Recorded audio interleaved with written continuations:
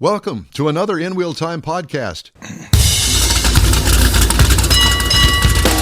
You've got the award-winning In Wheel Time Car Talk Show. Coming up, the top 10 used cars of the year from Alex Nizick. You already forgot. He did. Well, I didn't change the pronouncer on my little sheet here, my Good cheat thing sheet. Alex is here to clear it I all know. up. Well, and thanks for pointing it all out. We're trying. He's from Consumer Reports, and it's all good. I'll give you my thoughts on driving the 2024 Chevy Equinox EV. And Jeff has the Motor Minute. That and more on the In Wheel Time Car Talk Show. Howdy, along with Mike out of this world, Mars. We always need more Jeff Zekin. I'm Don Armstrong. Glad you could join us today. Our chief engineer, David Ainsley, of course, as usual, is sleeping in. That's what I heard. That's the rumor. So we got a lot of show coming up for 2 hours that I think that you'll really enjoy. We've worked diligently all week long putting together. Oh, I was laughing with you. Oh, I see. Well, I wasn't laughing, but apparently you know something that I don't. Well, we're already off to a great start because I've did a little stumble with Mr. Nizick's last You name. tripped and fell. I tripped and fell. That's exactly. Alex Nizick, it's great to see you. Thank you for joining us today, my friend. Sure, thank you. Yeah, it's good to be back on the show. And you're up there in Connecticut. I am. The home of Consumer Reports. Yes, the home of car testing, at least for Consumer Reports. Absolutely, and we love that. And what a great job you have. How long have you had this job? Oh, let's see. A little over 4 years now. Lucky you. Oh, time to retire. Does your wife ever say to you, Alex, honey, you're going to have to come in now? Yeah. Street lights are on. We'll be driving one of the test cars, and she's like, "Stop talking about the car. Let's have a conversation. Let's have a conversation about dinner tonight, going to the in-laws' house, or something like that." Yeah. Stop working. Yeah. Well, thanks for joining us. And so let's just get right to it and talk about the top 10 best used cars. So my question right out of the box to you is, what is the profile, the data that you have in place to come up with this top 10? Yeah, it's a great question.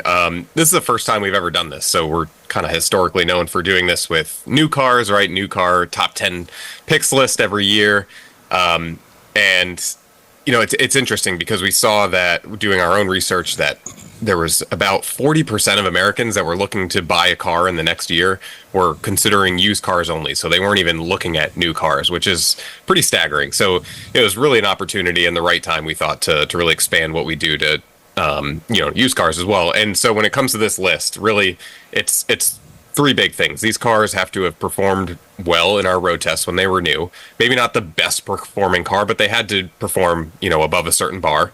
They have to be safe. And so that means they all have standard electronic stability control, which we know became, mandatory in 2012, but a lot of cars had it sooner, right? So that has to be standard. And then the last thing is reliability. Reliability is probably the most important thing. We talk to consumers and we know that when they're shopping for a car, Totally agree. especially used, right? You're trying to save money. So if you buy something reliable, it's going to help you do that, not only because it's going to cost less to own and break down less, but it's also going to be less of a hassle. So just that car has to have consistent reliability throughout its model year. So was there an age limit in these cars? About 10 years old is where we kept it to. But it's really about the way they're categorized is by vehicle type. So we have, SUVs and sports cars and sedans, that type of thing. And then also price brackets.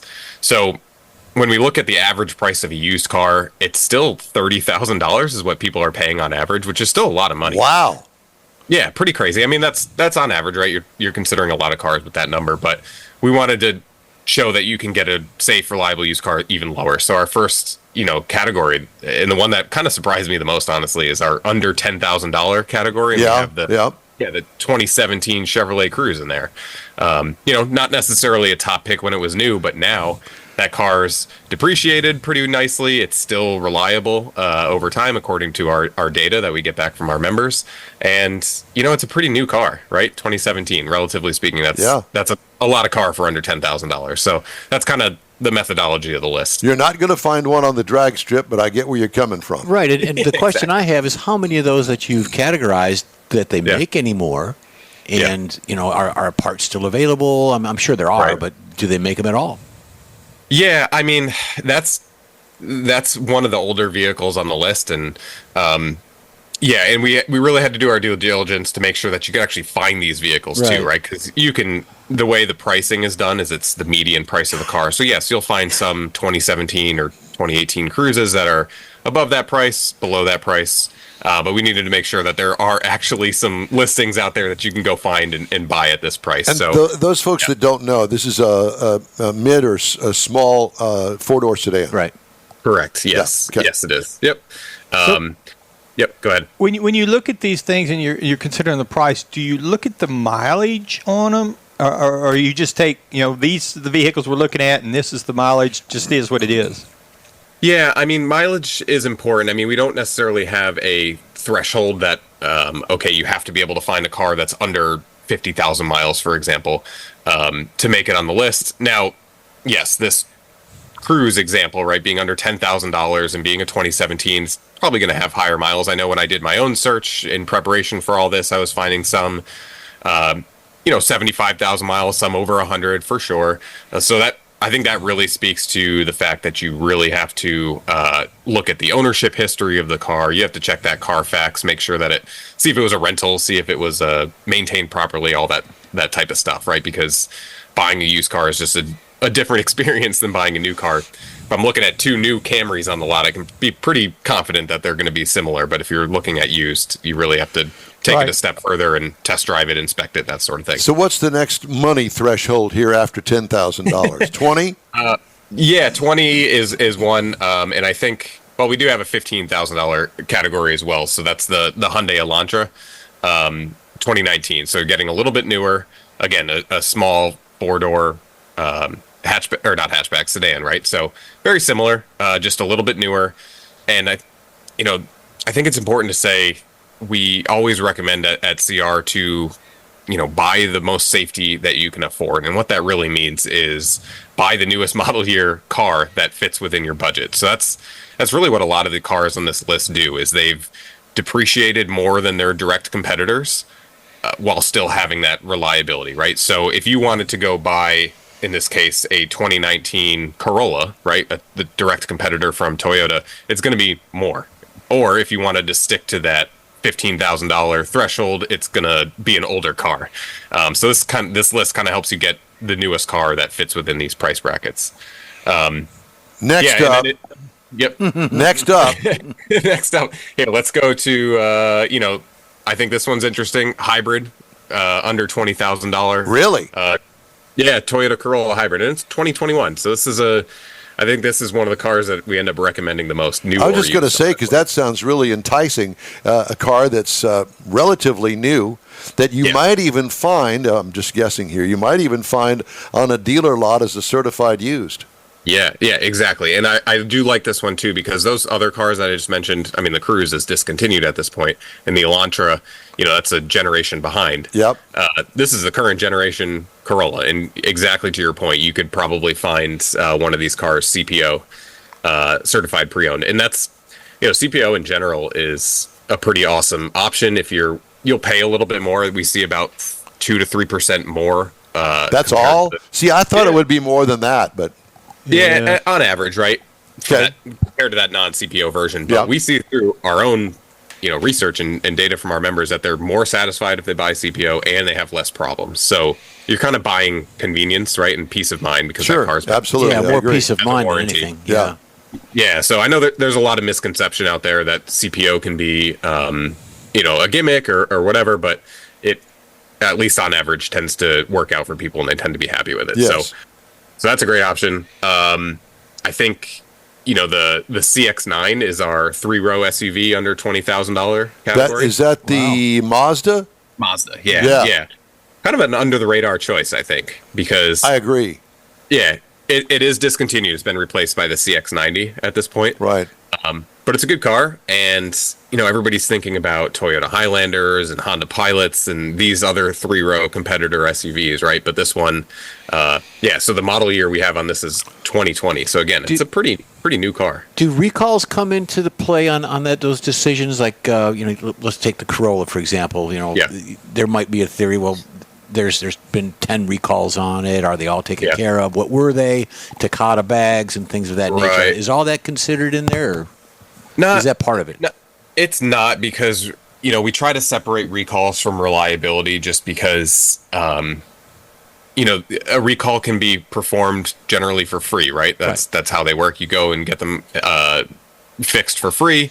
So it really, we just always advise to just make sure that the car if it has any open recalls, that they've been addressed. Yeah. That is important. But, if a Well, car in that regard, too, we're not talking about a transmission recall on a million vehicles. I did one the other day. It was a recall. It had a 50,000 vehicle recall on a sticker underneath the hood that was wrong. I mean, who cares? Safety or convenience, Well, those are the two categories. Yeah, and typically Right. a recall, it's kind of a one and done. Here, we got this one problem, you fix it. Doesn't really say that reliability is going to have continued problem after problem after problem. It's kind of a different category. So let's move on. Okay. Yeah. And to that point, real quick, just if, we're not unaware of these recalls. So if there was some giant recall that we know was a huge problem that caused like a do not drive, we're not going to put the car on the list. Right. If it's a big enough thing like that. Sure.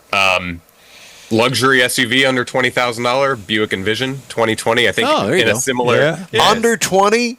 under 20. That's yeah, a nice car for Yeah, it under is. 20. a lot of car for That's under 20. the one I was thinking about Yes. when I. Yeah. So, again, it maybe not the best performing vehicle when it was new. It's not going to be, tearing up your local back roads or anything necessarily, but it's going to be comfortable and, it's got proven reliability. I totally agree. Yeah, That's you a haven't great, seen Mike that's drive, a great though. pick.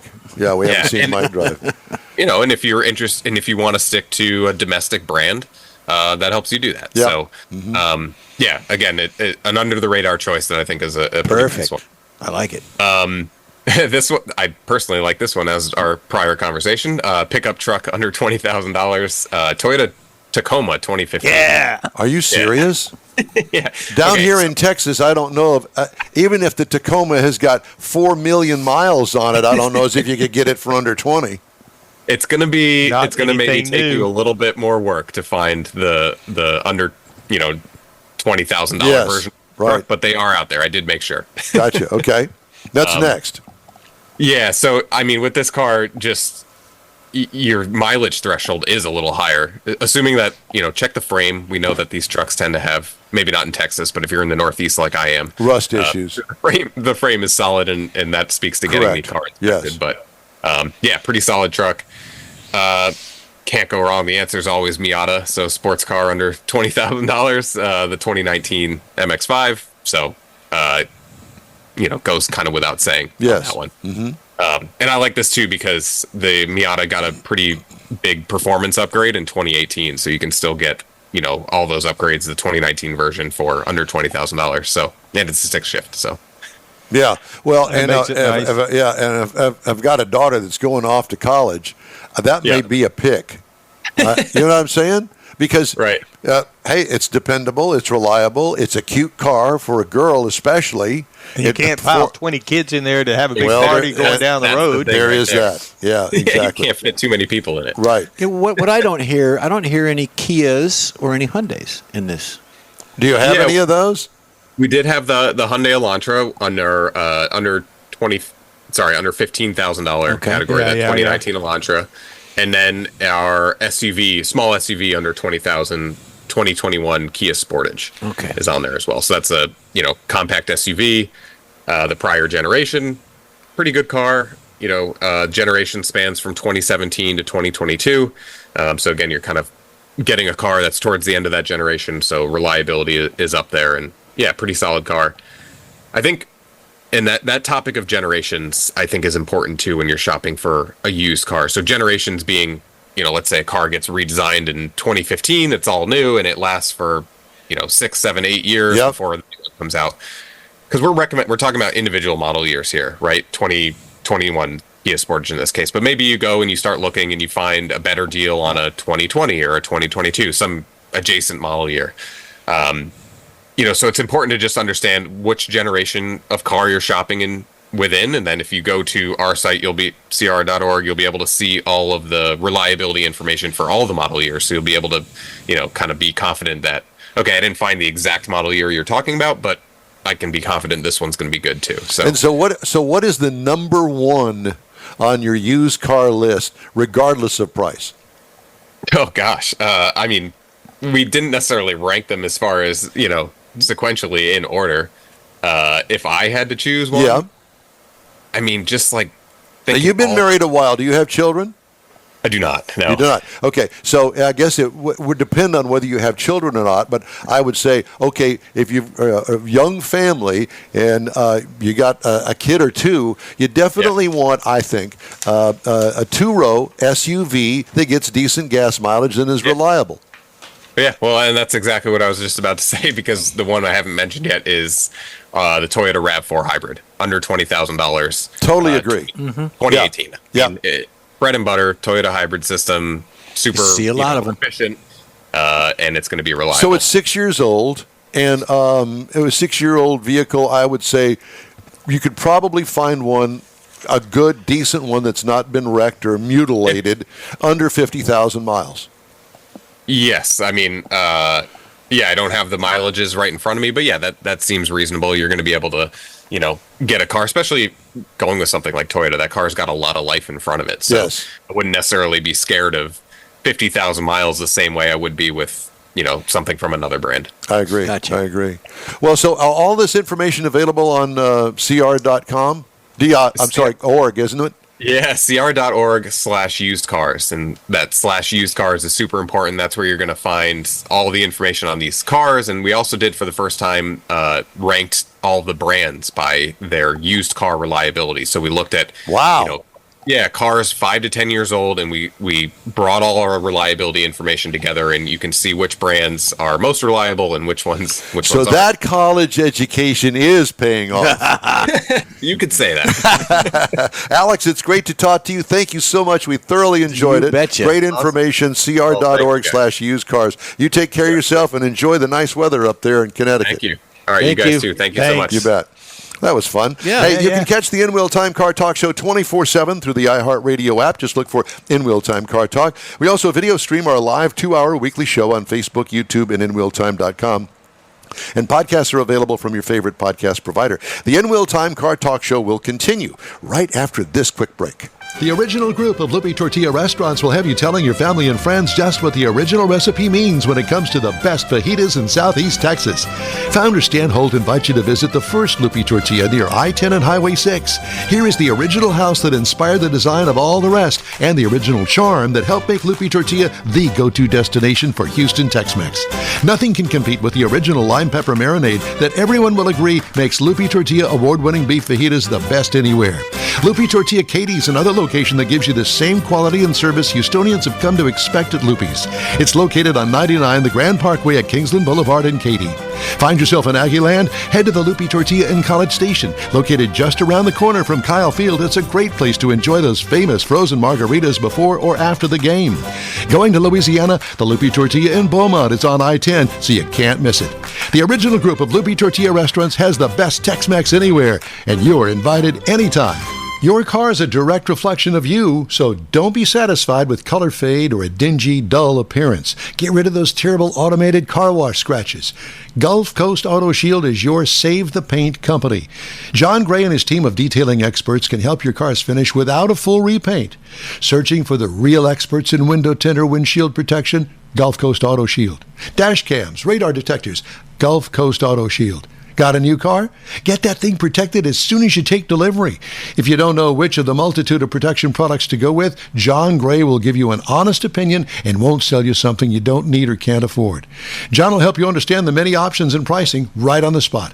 He's your guy to have your ride looking its best and protected too. See the state-of-the-art shop yourself. Free tours anytime. Gulf Coast Auto Shield is easy to get to, located just south of the Southwest Freeway on the Sam Houston Parkway. Gulf Coast Auto Shield, full-service luxury car care today, and online at gcautoshield.com. You know, fall is right around the corner, and the In-Wheel Time Car Talk Show has some remote broadcasts lined up, including Woody's Waterfront Car Show, September 28th, Hemi Hideout Open House, November the 9th, Houston Autorama, Thanksgiving weekend, and we've got a brand new one that's coming up, and that is the Lone Star... No. No. The LCC. It's the Space City Corvette. That's it. Fall, Space their car show. It's part of apparently a big fall festival thing they have down in Friendswood. And when is it? October the 12th. Just calm down because I've got it on my Cruze, so I've got the dates and stuff on that. Very good. Well, okay. So we've got all that coming up. Yeah. We hope that you'll stop by and say hello when we're on our remote broadcast thing. Got it all. Time now for the Motor Minute. Jeff's yes, got that. I've got an update. Our friend Bruce, a couple weeks ago, looking for the Swatch for his special edition. We found it. Finally got some information out of General Motors. They told him how to read the codes on his build sheet and on the Romoroni. So he did find out about it. He did get the information he wanted, and he's moving forward with the Swatch. So thank you all out there. The check's in the mail. The other thing I have, we've got some new subscribers. We get subscriber emails, Mike and I do, from people. We've got Jana is a new subscriber. Kevin is a new subscriber. A person by the name of Tanner. And then we've got Cherie. Welcome. Are all new subscribers thanks with so us. much. I've got all their information, but I'm going to keep that here. So there you go. You're not going to publish their information we don't or do their telephone number or anything like that? No. We got a couple others coming up, and it. as I get these, I'll say hi and thank you on the And by the way, we Appreciate don't it. sell your information No, we or don't. any of that We sort of don't. stuff. All right, time now for this hour's car review.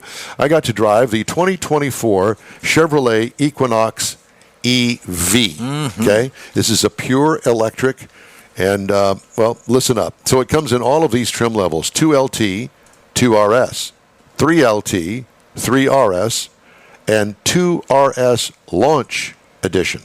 I drove the Chevy Equinox EV 2RS. This is a small SUV, although I don't know who says it's small, because it really didn't feel like it was small I think to it's me. just because it's not big. I want to point out that this has very little connection to the gasoline version Chevy Equinox. This is a completely different vehicle. It's all new. I don't know why these companies do this. The Mustang Mach-E. No, it's a Mustang. Name it something else, okay? So, whatever. I'm sure that they've done all the research, and I'm just stupid, but Camaro whatever. or something. It just doesn't work for me. It sits on the Ultium platform, which is the skateboard that underlies all of the new EVs that are currently coming out of General Motors, and it's nice. It's all new for 2024. Slick, wind-cheating front fascia that looks good. Different for each trim is the nose of it. Sculpted sides with a forward-canted C-pillar. That's the one at the very back of the car. Upscale-looking lighting front and rear. Rear hatch has an integrated sunshade over it. Overall exterior design gets an A+ rating from yours truly. What I liked about it, the modern but classy look about this. What could use improvement? Offer a sportier design, just an idea, with hot rodders in mind. Doesn't have to change anything other than make it racier. Put some different wheels on it or whatever. Interior highlights include a 17.7-inch. You got that 17. That's bigger than a foot. Center touchscreen. Android base, by the way, with a separate gauge screen up front of the driver. Fabric seating surfaces are absolutely awesome in this. I don't know what the fascination is with leather, but boy, I'll say this, that so many of these manufacturers these days are really putting some nice materials in the car besides leather. Yes, less leg room in the second row. There is room back there. It's plenty, but it's a two-row. Easy to get in and out of. Plenty of cargo and trunk room, especially with the second row down. What I liked about it, lots of standard features in this. What could use improvement? I just put a big question mark because I don't know. It's pretty good to me. Electric dual motor, 3,300 option. Horsepower, 213 with the single motor. Torque is 236 pound-feet. One-speed automatic transmission. Doesn't have a transmission. It's direct drive. 1,500 pounds of towing capability, which isn't much. You don't want to tow with this. Miles per gallon, 101 in the city and 90 on the highway for a combined a 319-mile range. I traveled 278 miles. I plugged it into the 110 outlet here at the house overnight, and then I got to work, which was 30 miles away. I plugged it in again, and I always kept close to a 100% charge on it. So, cool. yeah, so I've kind of figured out how to ease my pain when it comes to angst.